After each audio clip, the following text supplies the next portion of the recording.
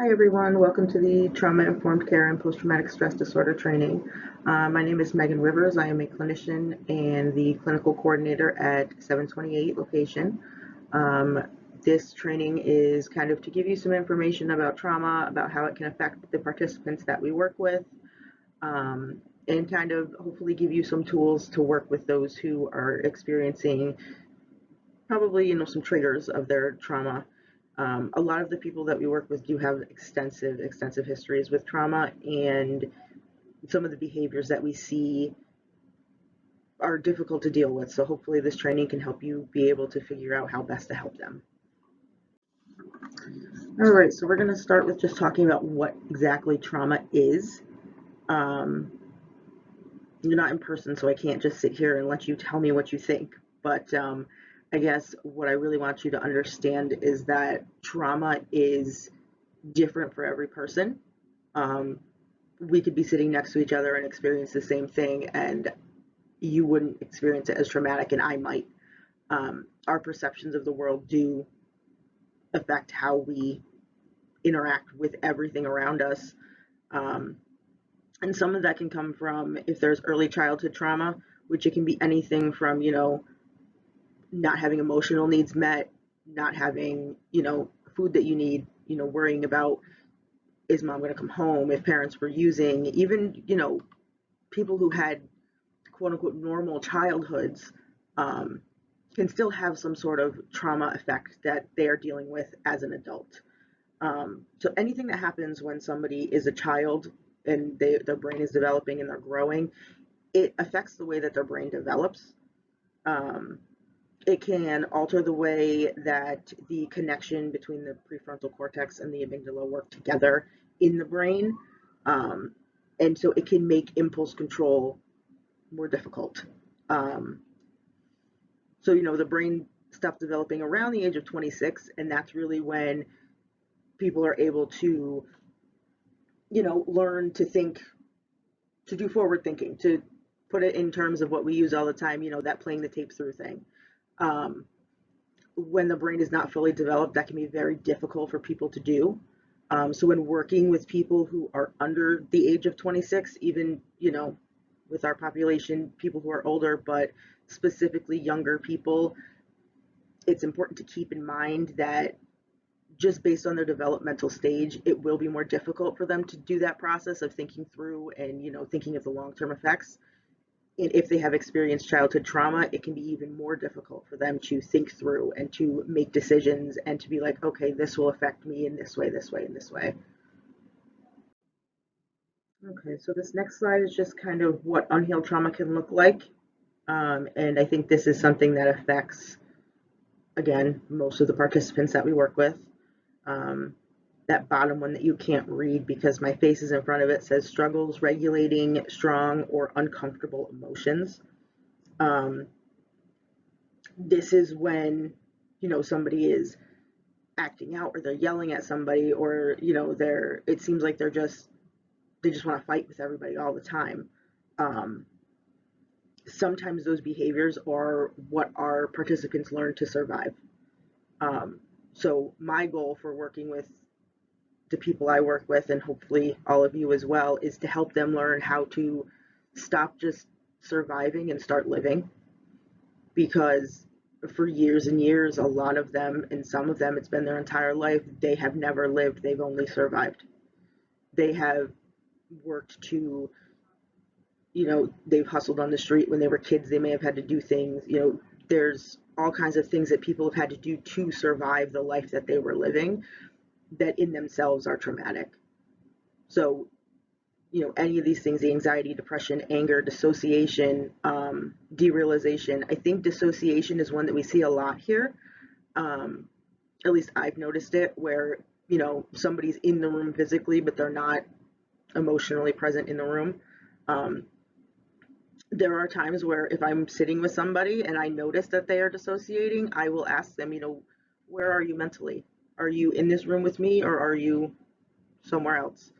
And there have been times where people have said, I'm somewhere else. And that is when I know you're not all trained in trauma, but that is something that you can, that's when you can use grounding, which we'll talk about in later slides. Um, and just simple grounding. It doesn't have to be something that, you get up and you go for a walk and you meditate for 20 minutes and any of those kinds of things, because we don't have time for that. Um, and also something to keep in mind that I actually just learned at the trauma conference that I went to this year is thinking about the fact that for some people, especially those with ADHD or not neurotypical development in their brain, trying to do a sitting in silence meditation can be actually triggering. Or, if something bad happened to them in the quiet, trying to get somebody to sit there in quiet and clear their mind is not going to work. It's actually going to make it worse. So knowing who you're working with and what is going on is also very important. Okay, so how do you create a safe space for our participants? I put a quote on the bottom here. This actually is the background on my computer. And it says, "Shame dies when stories are told in safe spaces." There are times where our participants may come in feeling very, very isolated and alone. There may be things that they are afraid to share or talk about. There might be pieces of their identity that they're trying to hide. Um, Being aware of cultural differences with our participants is important as well, because sometimes things that we may see as, not typical is just a cultural thing. So we need to keep that in mind. Um, we need to be aware that those in the LGBTQ plus community, they may be fearful to even share that they are part of that community. Um, they can be, they can have had negative experiences in the past when they have revealed that.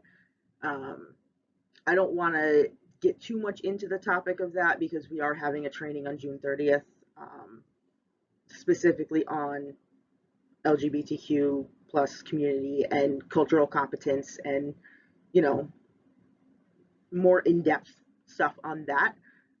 But I do want to just mention it here that it is important to keep those things in mind when we are creating that space for our participants.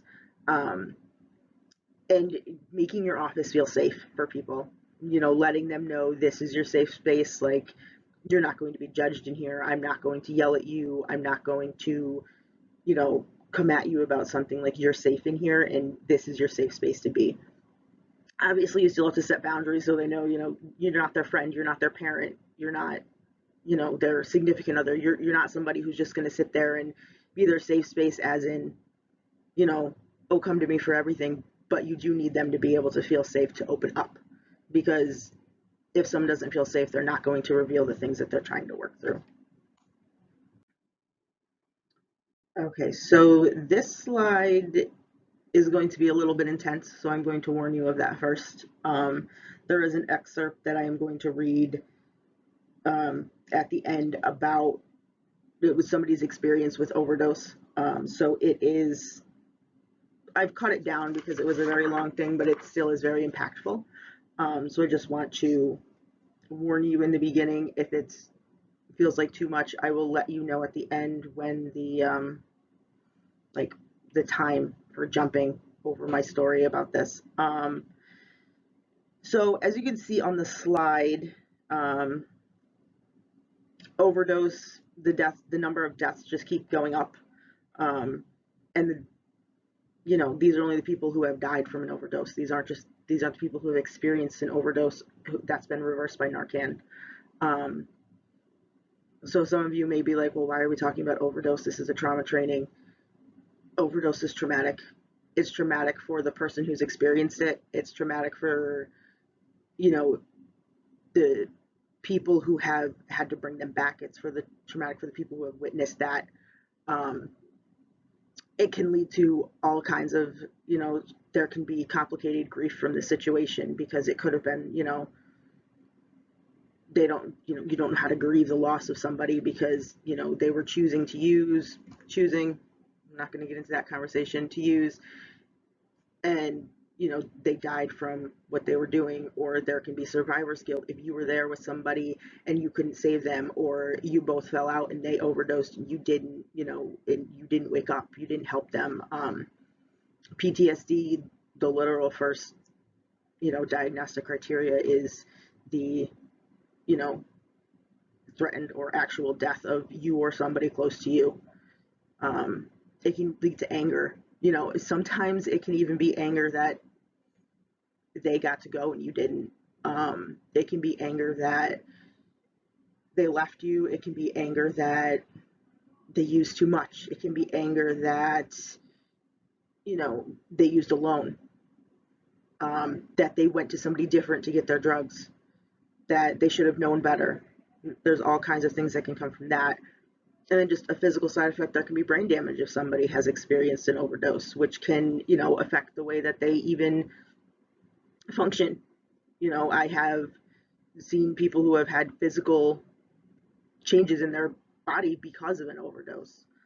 Um, and so this picture that is here on this slide is a picture that I had a participant do. I asked them to draw me what addiction looked like to them. And this was one of the things that they came back with. And that was probably 7 or 8 months ago that they drew this.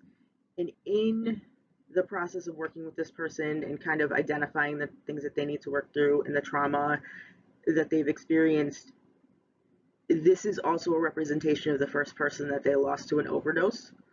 Um, the person who they lost was very important to them. They blame themselves for this overdose. They have a lot of guilt surrounding it. It's being worked through, but it's still there.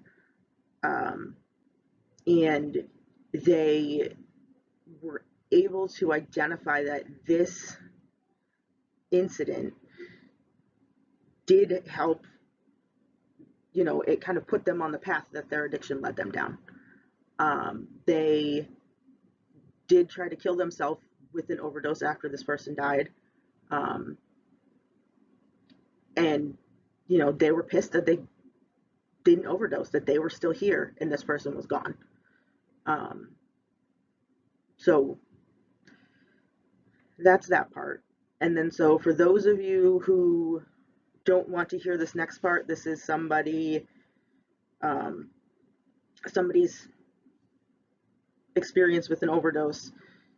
You can skip to, let's see, it looks like the time on this is 12:43. So I don't know exactly how long this is going to take me, but I guess try like 14 minutes and see where it takes you. Okay. And like I said, this is edited down from the person's full story, and some of you may have heard this before. The participant did ask that I not disclose who they are to everyone. If you would like to see the entire thing, I can show you. They're okay with some people knowing, they just don't want me to put it out there for everybody. Okay, so it started out with somebody asking the person, "Don't you think that's a lot?" And the person thought in their head, "I know what I'm doing." Um, and then they went on to talk about, "I don't even remember hitting the plunger. It was dark. It felt like I'd been here before, but something was off. Normally, you can reach out of it like you're standing on the other side of reality, with a heavy silk cloth in front of you. But this cloth wasn't silk. It was more like a heavy down comforter. I couldn't really tell reality anymore. I was dying. In my mind-numbing adventure, I had forgotten to breathe. I realized I was drifting into some other place, something so oddly comfortable but defiantly, and I mean defiantly, different. I could see a lot. I could feel where my body was, and I could only see black. I was floating above myself, but I couldn't feel anything. I know it makes no sense. Death is a funny thing with heroin. You feel so good as you're living out the last of the energy in your cells and feeling the drug. I'll tell you, there was no talking there, no learning, no space, and no distance. Everything was so close and as far as it ever was or would get. I was in purgatory at any definition, but this place, there was something about it, something so familiar that I'd live there in a heartbeat, but so scary that I'd run away at the thought of it. It has no walls and no matter. It was by any means an experience of death in the confines in which my reality is formed. So, as you can see from that, the person really you know, they felt this, and they really wanted to go into that. They wanted to feel the overdose, and then they wanted to, you know, they wanted it again, but they were terrified of it.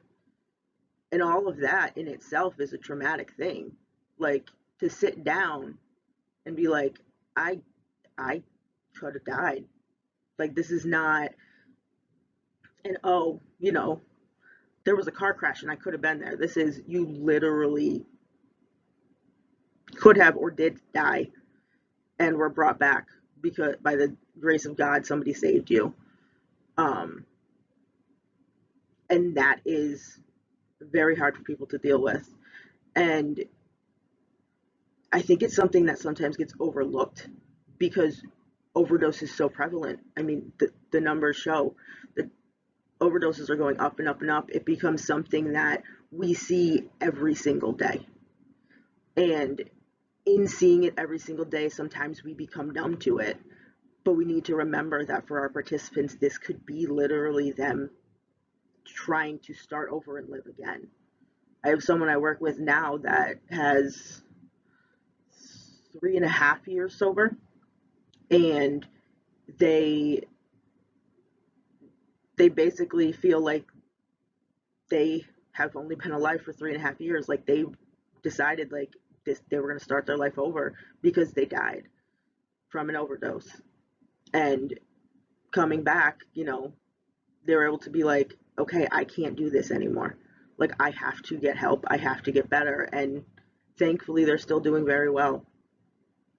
Um, but there are a lot of people who have that experience, make that decision, come in and can't deal with the repercussions of having experienced that overdose. They don't know how to handle it. And even our participants push it aside. They get numb to the fact that overdose is not just something that happens every day. It is a big deal, and we need to make sure that we're supporting our participants if this happens, and we also need to make sure that we're supporting each other and ourselves because it does affect us as well. Okay, so next we're going to talk about PTSD, CPTSD, and moral injury. Um, I'm sure most of you have heard of PTSD, post-traumatic stress disorder. Um, some of you may have heard of complex post-traumatic stress disorder. Some of you may have not. And then the last one that I included this year that wasn't included last year is moral injury. Um, so PTSD it's a relatively new diagnosis. If you think about, history of mental health being studied, it didn't come about until after the Vietnam War, when veterans came home and were like, we need some sort of diagnosis besides just saying that we have shell shock to help us, work through all these things that we're experiencing, especially since they were over there for so long and it was just constant, horrors that they were seeing. Um, PTSD is usually like a single traumatic event. So that sounds counterintuitive when you think about somebody being at war. Um, but a lot of times when someone experiences multiple things like that, there'll be one or two things that will stick out the most in their head that will bother them. This can even happen with, we're talking about overdose here. This can happen multiple times. Somebody can overdose multiple times. They can have to bring people back multiple times. Um, you know, it's something that definitely affects a lot of people. Um, and flashbacks is something that's kind of general over all of these things. There can be, visual flashbacks is where the person is actually, it feels to them like they're actually seeing um, what actually happened. So like they're actually physically back in that moment. Or there can be somatic flashbacks, which is where they feel like they're back there, meaning, they can feel like if they were beaten, they can feel like they're being hit, or if they were choked, they can feel like somebody's choking them. And then there's emotional flashbacks, which can bring them back emotionally to a different time. Now, emotional flashbacks can be hard to notice. They can be hard to um, come out of because they are so hard to notice. Emotional flashbacks are more prevalent in CPTSD, which is complex post-traumatic stress disorder. Um, and CPTSD is usually prolonged exposure to things. So as you can imagine, there can be overlap in both of these things. There can actually be overlap in all three. There is a handout that hopefully was attached in the email when you got this training, um, that shows kind of the differences between them, and then the similarities as well. Um, so again, PTSD is the only one of these three that is actually a DSM diagnosis, but all of them are ICD diagnoses. Um, the you know powers that be are working to get both of these things put into the DSM so that they are a recognized disorder. They are they meaning professionals who work in the field, are realizing that these three things do exist, and there is a separation between them that is important. Um, the one thing I do want to talk about is kind of, if you're with somebody who's experiencing a flashback, kind of, helping them ground themselves. Like I talked about in the earlier slide, sometimes I ask somebody, where are you emotionally? Like, are you in this room with me? Are you somewhere else? Like, what's going on? Um, it can be important to, you know, the most important thing is making sure that they're safe in their environment, that they're not going to hurt somebody, they're not going to hurt themselves, you're not in danger. Um, you know, a lot of people, when they're experiencing these flashbacks, they're an emotional mess. Um, so it's important to just kind of be gentle with talking to people, and kind of just, bring them back into the present moment, help them, if it's giving them, a stone to hold on to, if it's giving them, a pen and just being like, hold on to this pen, if it's, you know, count the things in the room that are red, if it's, you know, doing the 5 4 3 2 1 grounding, which we'll talk more about grounding techniques later. But, there's ways to help people bring themselves back into the now so that they're not stuck in that flashback where they don't know what's going on. Okay, so a little more on CPTSD. The name that is being worked on to try and, it's kind of a working name, is developmental trauma disorder. They've talked about this the last couple of years at the trauma conference, that they are trying to get the um, this diagnosis under the term developmental trauma disorder into the DSM.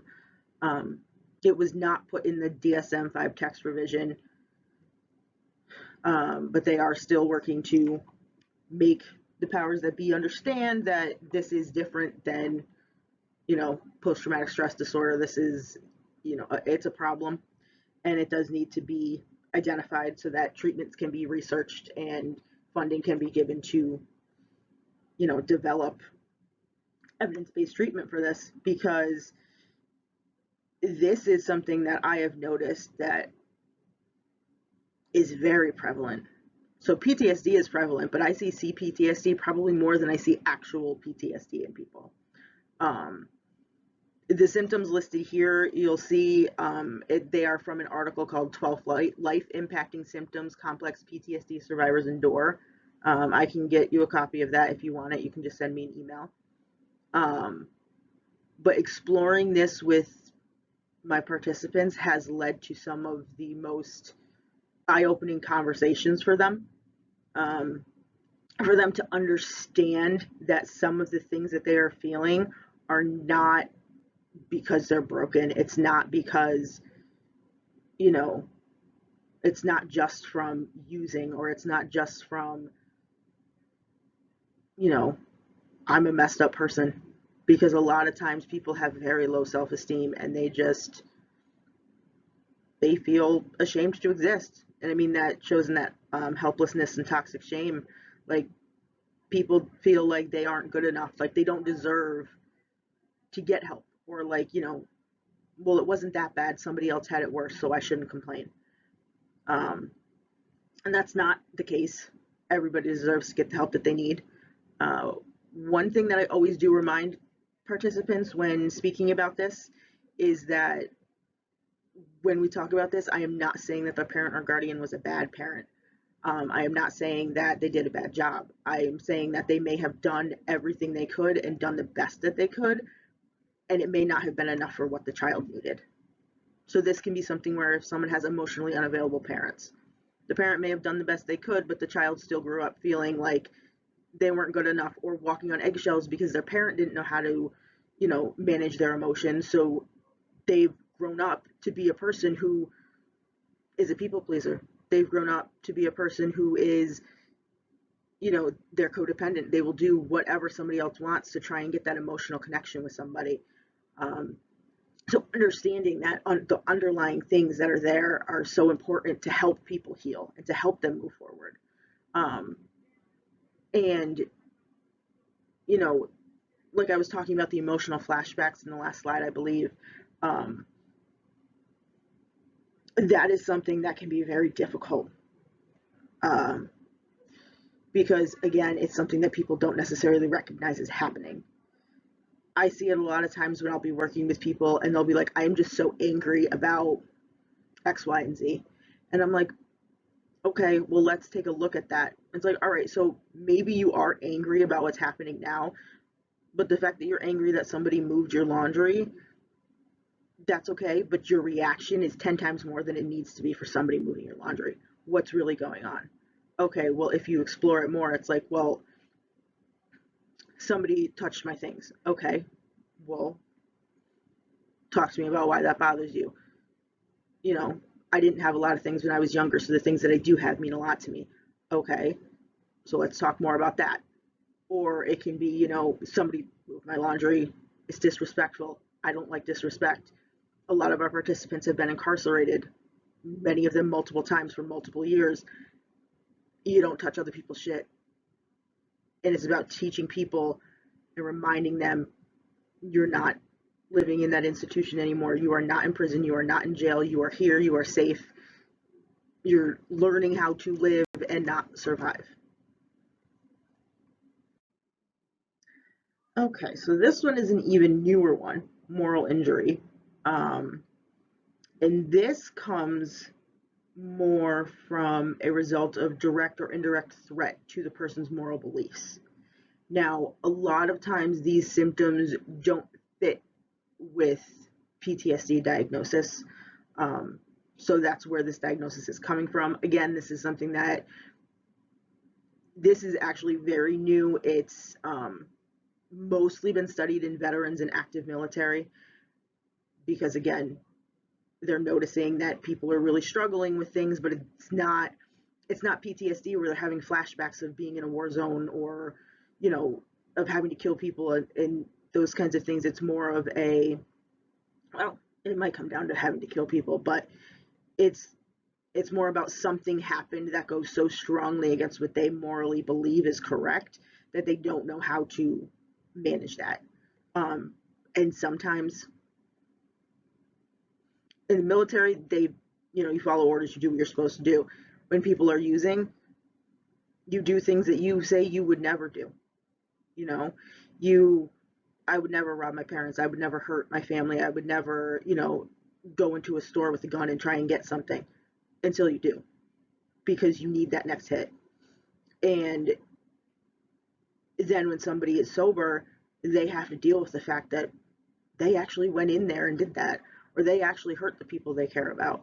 So then it becomes this feeling of shit, what do I do? Excuse my language, but they feel very much ashamed. They don't know what to do, and it can lead to people getting stuck in a cycle of relapse and use because they are so ashamed of themselves and they don't know how to accept that they have done things that they think are morally wrong. And that's where this one is different from PTSD and CPTSD is this can be something that, say they were with one of their, they were in a trap house and somebody walked in and shot someone.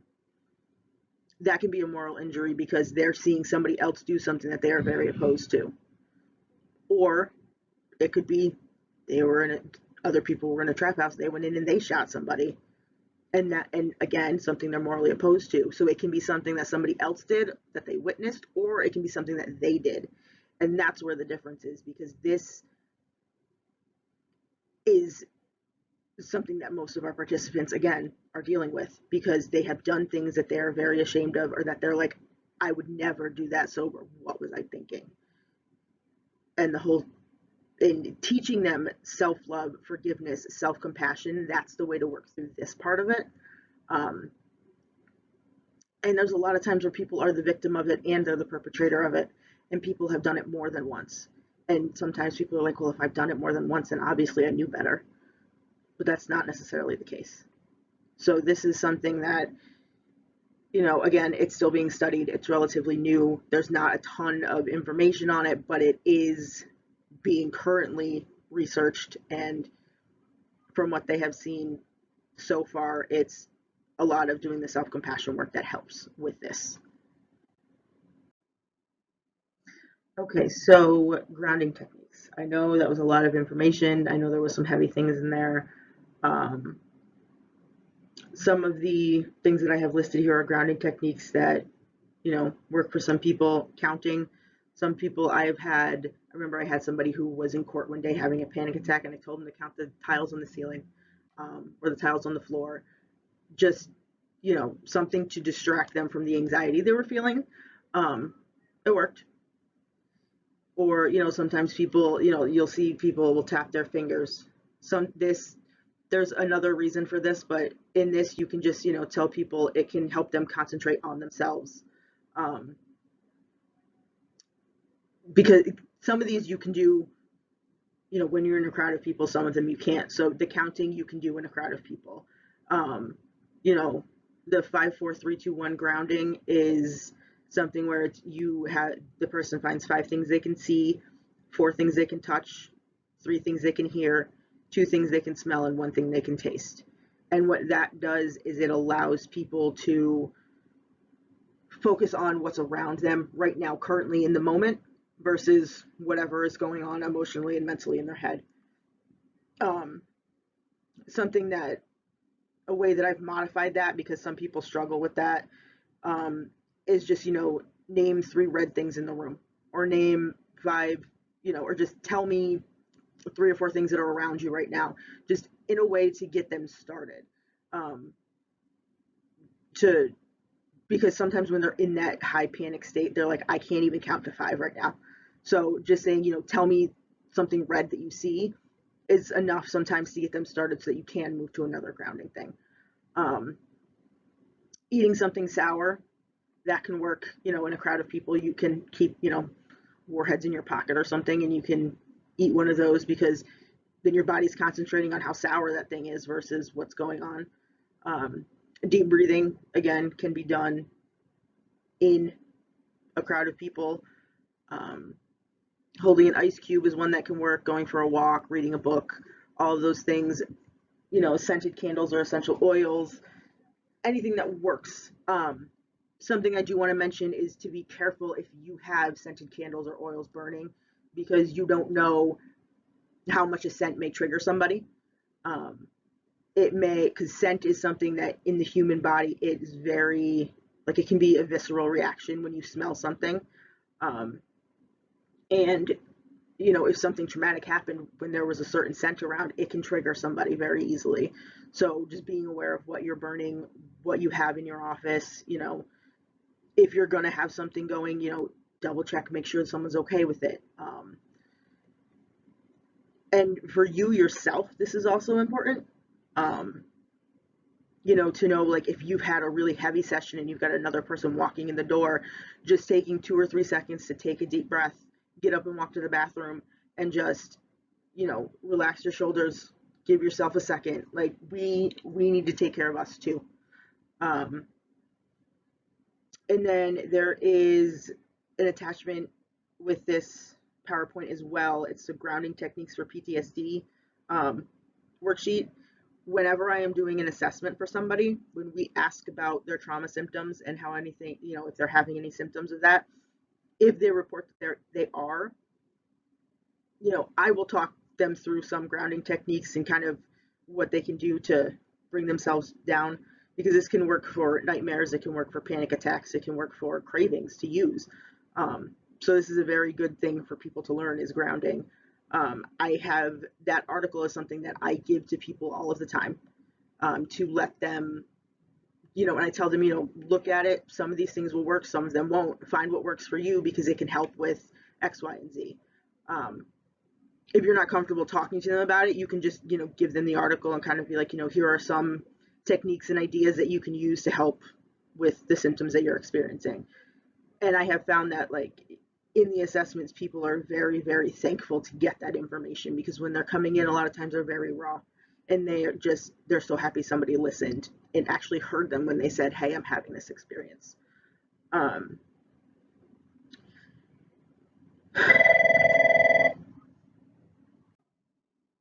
Okay, we're going to talk about resilience, but I'm also going to note, as you can see at the end of the last slide, I got a phone call and I was irritated. So I took a breath before I went to record this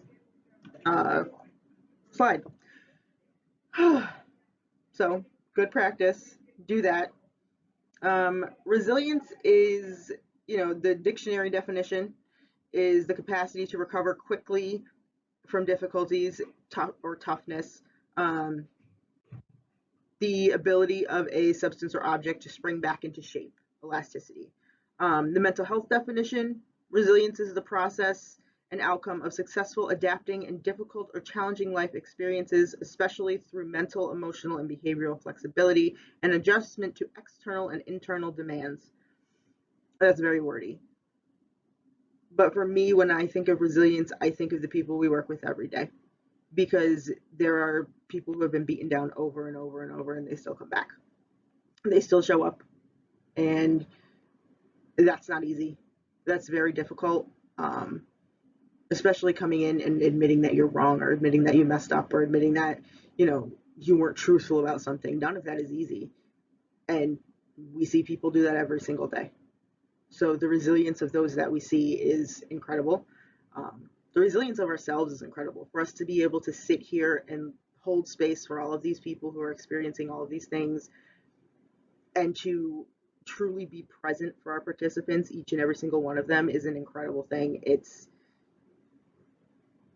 awe-inspiring, honestly, because I don't know how we would do this if we were not resilient people. So just keep that in mind when you're feeling overwhelmed. You are doing a lot better than you think you are. Okay, and this last slide is just, this is what OASIS sees as, guiding principles to trauma-informed care. We try absolutely to have all of these things within our clinics, and our halfway houses, all of the locations. We have the peer support. We work to be trustworthy and transparent with our participants. Safety is number one priority. Obviously, we work very well to try and collaborate with the houses, with the other team members that we work with.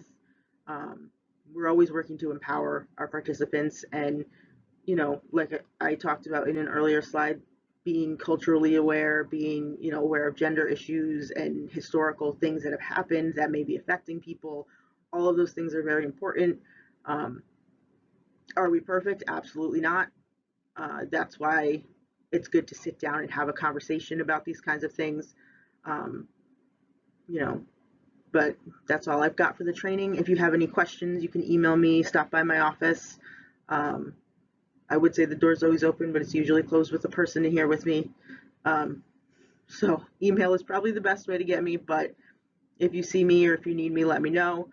Um, I hope you all have a wonderful day, and if it's going to be the weekend, have a wonderful weekend. If it's the start of the week, have a wonderful week. Um, and again, let me know if you need anything or if you have any questions. Thank you.